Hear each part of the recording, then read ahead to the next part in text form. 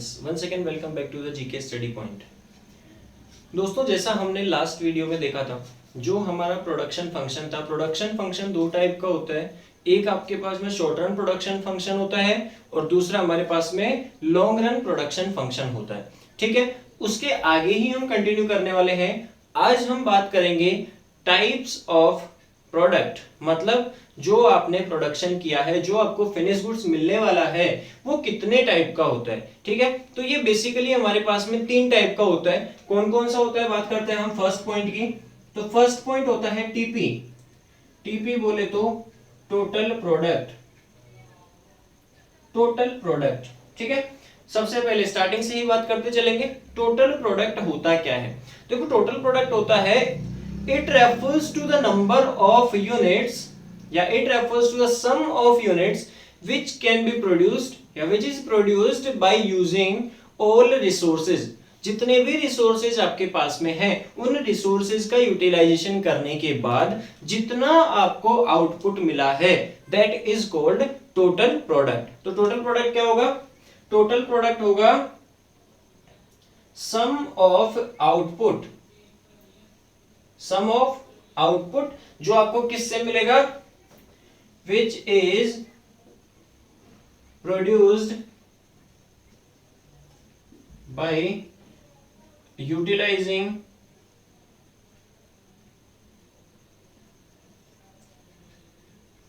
The resources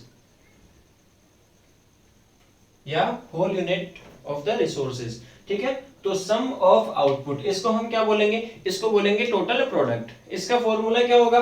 इसका formula होगा आपके पास में टीपी इज इक्वल्स टू। अच्छा, फॉर्मूले की बात बाद में करते हैं, पहले बात करते हैं अपन सेकंड पॉइंट की। सेकंड पॉइंट होगा हमारे पास में एमपी। एमपी बोले तो marginal product. Marginal product, marginal का मतलब क्या होता है? मार्जिनल का मतलब होता है एडिशनल। किस चीज की बात कर रहे हैं? प्रोडक्ट की। It refers to the additional product या it refers to the additional number of units which can be produced by introducing an additional unit of input. मतलब इनपुट का एक एक्स्ट्रा यूनिट लगाने से आपको जितना एक्स्ट्रा आउटपुट मिल रहा है, that is called marginal product. कैसे? सपोज मैं 4 आवर्स की क्लासेस ले रहा था, 4 आवर्स में मैंने टोटल 70 स्टूडेंट्स को टीच किया। उसके बाद में मैंने 1 आवर की एक और एक्स्ट्रा क्लास ली, तो मेरे टोटल नंबर ऑफ स्टूडेंट्स हो गए 90। 4 आवर्स में कितने थे? 70।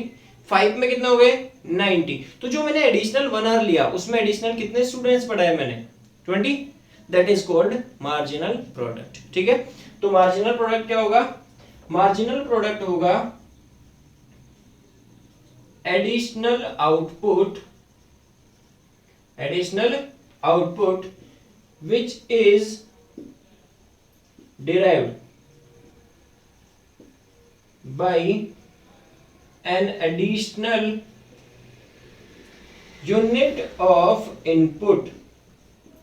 मतलब इनपुट की एक एक्स्ट्रा यूनिट लगाने के बाद में जो आपको एडिशनल आउटपुट मिल रहा है, that is called marginal product. समझ में आया तक? इसमें के अंदर हमारे पास में फॉर्मूला होता है MP is equals to. MP का फॉर्मूला होता है change in TP upon change in quantity. Change in TP upon change in quantity, मतलब टोटल प्रोडक्शन में कितना चेंज हुआ और क्वांटिटी में कितना चेंज हुआ। जैसे इधर एग्जांपल लिया था हमने, 4 आवर्स के अंदर मैंने पढ़ाए थे 70 स्टूडेंट्स और 5 आवर्स में मैंने स्टूडेंट पढ़ाए कितने? 90। तो टीपी में कितना चेंज हुआ? 20 का। और नंबर ऑफ यूनिट में कितना चेंज हुआ? 1 का। तो आपके पास में एमपी कितना आ गया? 20। एक तो ये फॉर्मूला होता है इसका। एक फॉर्मूला और होता है इसका, वो होता है आपके पास में MP is equals to TPN minus TPN minus 1। मतलब आपको क्या लेना है? नंबर ऑफ यूनिट्स पे टोटल प्रोडक्शन लेना है और उससे एक यूनिट लेस करके टोटल प्रोडक्शन लेना है। कैसे? समझो, इधर ये रहा एमपी हमारे पास। किस पे कैलकुलेट करना है अपने को? 5 पे कैलकुलेट करना है। ये एन क्या हो गया? 5। 5 पे आपकी टीपी कितनी है? 5 पे टीपी है 90 माइनस n माइनस 1 करूंगा तो कितना बचेगा मेरे पास? n माइनस 1 में 4 बचेगा, ये रहा 4। और 4 पे टीपी कितनी है 70, तो एमपी कितना हो जाएगा आपका 90 minus 70 is equals to 20। MP यहाँ पे भी आपका 20 आया था और यहाँ पे भी आपका 20 आ रहा है सेम। एमपी का फॉर्मूला क्या बन गया, change in TP upon Q, और एक फॉर्मूला है आपके पास में टीपीएन माइनस टीपीएन माइनस 1, ये बन गया एमपी का फॉर्मूला। अब देखो यहाँ पे हमने क्या किया, टीपी के चेंज को एमपी माना, मतलब यहाँ एमपी 20 है, अगर मैं इस 70 में एमपी ऐड कर दूं तो क्या आ रहा है अपना टीपी, मतलब जितना एडिशनल मिलता जाएगा उस सारे एडिशनल को अगर मैं ऐड करता जाऊं तो मुझे क्या मिल जाएगा टोटल। तो यहाँ टोटल प्रोडक्ट का फॉर्मूला बनता है आपके पास MP1 plus MP2 plus MP3 plus MPN, जहां तक चलता जाएगा। क्लियर, यहां तक कोई दिक्कत नहीं होनी चाहिए। थर्ड एक लास्ट हमारे पास में बचा हुआ है और वो है आपका एपी। एपी मतलब एवरेज प्रोडक्ट। एवरेज प्रोडक्ट क्या होता है, it refers to the per unit production. Easy है, एवरेज का मतलब तो पर यूनिट होता है, it refers to the per unit production. इसका तो सीधा सीधा सा फॉर्मूला होता है AP is equals to TP upon N, total production upon N। अगर मैं इसको क्रॉस मल्टीप्लाई करता हूं AP मल्टीप्लाई बाई N, तो वो क्या निकल के आ जाएगा, वो निकल के आ जाएगा आपका TP। तो TP का एक फॉर्मूला और बन जाता है यहाँ पे, TP is equals to AP multiply by Q, ये आपका TP का फॉर्मूला। तो हमने TP, AP और MP तीन चीज देखी। यहां ये TP का फॉर्मूला है हमारे पास, इधर MP के ये वाले फॉर्मूले थे हमारे पास, और इधर AP का ये वाला फॉर्मूला है।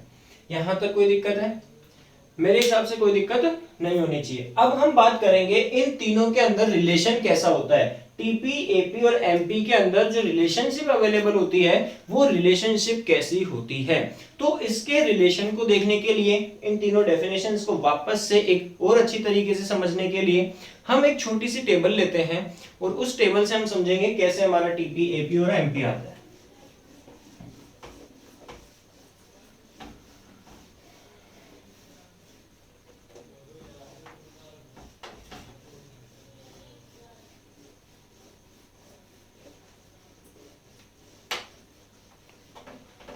देखो टीपी, एपी और एमपी का रिलेशन हमें देखना है, तो सबसे पहली चीज तो ये बता दूं मैं कि हम जो भी बात करेंगे यहाँ पे हम फिक्स फैक्टर को कांस्टेंट रखेंगे और वेरिएबल फैक्टर को चेंज करते हुए बात करेंगे, ठीक है।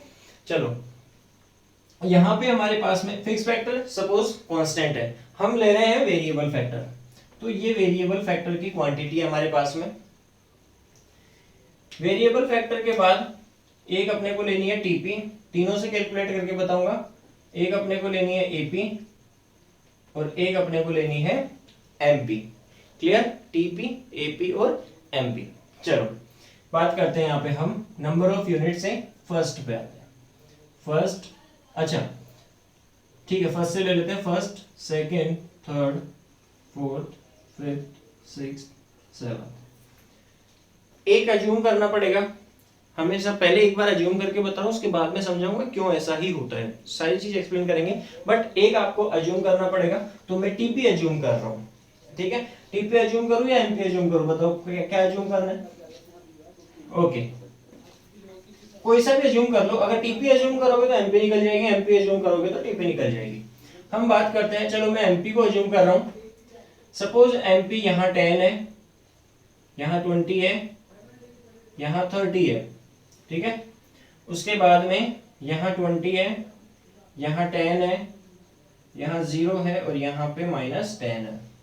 ये निकल गई क्या आपके एमपी। इस एमपी से पहले मुझे एपी और टीपी निकालना है। एक चीज आपको अज्यूम करनी पड़ेगी, ठीक है। बात करते हैं हम इससे निकालने की। क्या, पहले निकालते हैं टीपी। टीपी का जो फॉर्मूला बताया था वो क्या था, सम ऑफ एमपी बताया था, MP1 प्लस MP2, ये फॉर्मूला था। इसको हम एक साथ लिख सकते हैं, समेशन ऑफ एमपी या सम ऑफ एमपी। तो चलते जाओ, यहाँ 10 मतलब टीपी कितनी हो गई 10 प्लस 20 टीपी कितनी हो गई 30।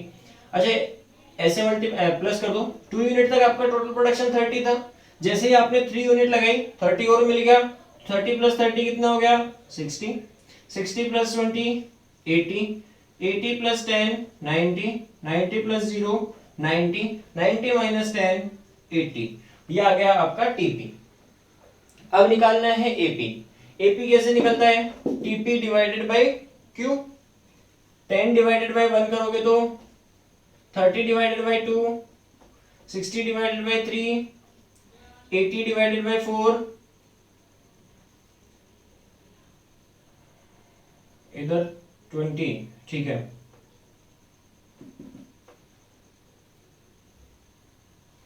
20, 5 डिवाइडेड बाय 90 डिवाइडेड बाय 5, 5 1 जा 5, 4 रिमेनिंग 18, 90 डिवाइडेड बाय 6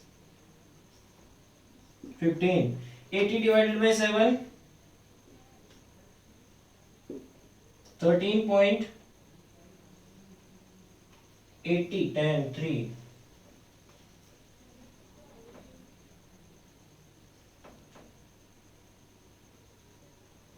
13.4243, अगर इसको राउंड ऑफ करेंगे तो 43 हो जाएगा। ये निकल गया आपका एपी, ठीक है। अगर यहाँ आपको क्या गिवन था, एमपी गिवन था, हमें टीपी और एपी निकाला। सपोज आपने टीपी अज्यूम किया होता तो हम क्या निकाल लेते, एपी कैसे निकलता है वही टीपी अपॉन क्यू, और एमपी कैसे निकलता, ऊपर आपका जीरो, ये देखो यहाँ जीरो क्वांटिटी होती है, जीरो क्वांटिटी पे टोटल प्रोडक्शन भी जीरो होगा, ये भी जीरो होगा और ये भी जीरो होगा। तो 0 से 10 पाए तो कितना चेंज हुआ 10 का, 10 से 30 पाए तो कितना चेंज हुआ 20 का, 30 से 60 पाए तो कितना चेंज हुआ 30 का। यहां तक कोई दिक्कत नहीं होनी चाहिए। अब इसके आगे हम कुछ टॉपिक डिस्कस कर रहे हैं। हाँ, ये बताऊंगा क्यों ये इंक्रीज हो रहा है, क्या हो रहा है क्या नहीं हो रहा है, सब बताऊंगा। पहले हम इसके रिलेशंस की बात करेंगे, ठीक है। रिलेशन के बाद में जब इसकी स्टेजेस आएगी, स्टेज वगैरह आएगी, तब मैं एक्सप्लेन करूंगा क्यों ये इंक्रीज हो रहा है और क्यों ये डिक्रीज हो रहा है, ठीक है। तो पहले हम इसके रिलेशंस की बात करते हैं। तो रिलेशन के लिए सबसे पहले अपने को बनाना होगा डायग्राम। तो इसका डायग्राम बनाता हूं मैं यहाँ पे रफली बना रहा हूँ स्केल से। आप अगर चाहो तो इस टेबल से स्केल से कॉपी के अंदर प्रैक्टिस कर सकते हो, मैं डायरेक्ट बना रहा हूं। यहाँ है हमारे पास में एक्स एक्सिस, ये है हमारा वाई एक्सिस, ठीक है। एक्स एक्सिस पे लेते हैं हम क्वांटिटी और वाई एक्सिस पे लेते हैं हम टीपी, एपी और एमपी। यहां तक कोई दिक्कत नहीं होनी चाहिए। अब हम बात करते हैं टीपी, एपी और एमपी की, ठीक है। ये जीरो से मैंने स्टार्ट किया है, ये बना दिया है मैंने टीपी, ठीक है। उसके बाद में हम बनाएंगे एपी या एमपी, कुछ भी बना लो। ये बना दिया मैंने एमपी, और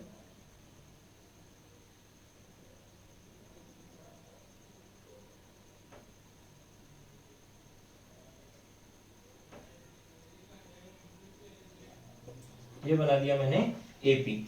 आप ट्राई करके देख लेना, टेबल से भी बनाओगे तो ऐसा ही बनेगा। अगर मैं स्केल से बनाने लग गया तो थोड़ा टाइम ज्यादा लग जाएगा, कोई दिक्कत नहीं है, बना के देखना, एज इट इज बनेगा, ठीक है। जहां पे टीपी मैक्सिमम आएगा आपके, वहीं पे एमपी क्या आएगा आपका 0, ठीक है। थोड़ा सा ये यहां से मिस्टेक हो गई है,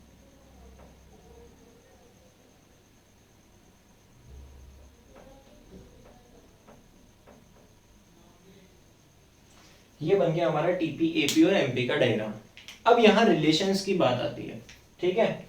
तो सबसे पहले हम बात करेंगे रिलेशनशिप बिटवीन, रिलेशनशिप की मैं बात करूं तो सबसे पहले बात करेंगे टीपी एंड एमपी। टीपी और एमपी में कैसा कैसा रिलेशन है, ठीक है।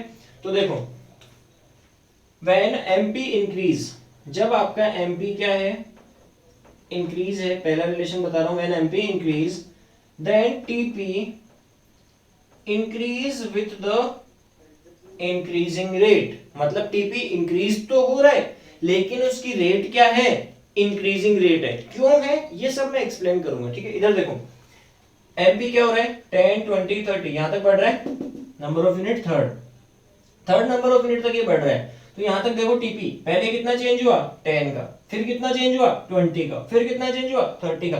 बढ़ रहा है और रेट भी कौन सी है, इंक्रीजिंग। पहले का चेंज है यहाँ पे 10 का, फिर चेंज हुआ 20 का, फिर चेंज हुआ 30 का, मतलब ये जो रेट है ये कंटिन्यूअसली क्या हो रही है, इंक्रीज हो रही है।